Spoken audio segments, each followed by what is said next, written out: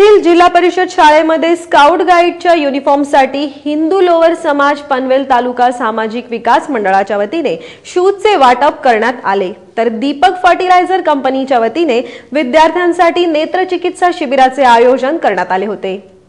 पनवेल तालुका अंतर्गत हिंदू लोहार समाज पनवेल तालुका सामाजिक विकास मंडळ यांच्या वतीने तोंडरे येथील जिल्हा परिषद शाळेतील स्काउट गाईड युनिटसाठी शूज वाटप व दीपक फर्टिलायझर कंपनीच्या वतीने विद्यार्थ्यांसाठी नेत्रचिकित्सा शिबिराचे आयोजन सोमवारी करण्यात आले होते। यावेळी प्रमुख पाहुणे म्हणून जिल्हा परिषदेचे अध्यक्ष अरविंद म्हात्रे, सहाय्यक पोलीस निरीक्षक हरीश कळसेकर, माजी सरपंच वासुदेव पाटील, अशोक पाटील, श्री मोरे आदी मान्यवरांसह विद्यार्थी व शिक्षक उपस्थित होते। दरम्यान अरविंद म्हात्रे यांनी आपल्या भावना व्यक्त करताना दीपक फर्टिलायझर व सामाजिक विकास मंडळाचे अभिनंदन केले।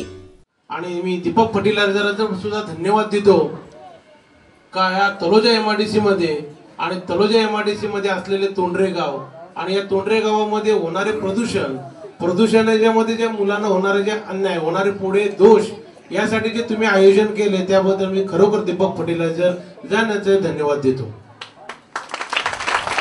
कारण कसं आरोग्याच्या संदर्भात आज पाहायला गेले तर तलोजा एमआयडीसी मध्ये खूप मोठे आरोग्याच्या संदर्भात समस्या येत असतात आपल्याकडे, त्याबद्दल तुम्ही या कार्यक्रमाला आयोजन केले चांगली गोष्ट आहे।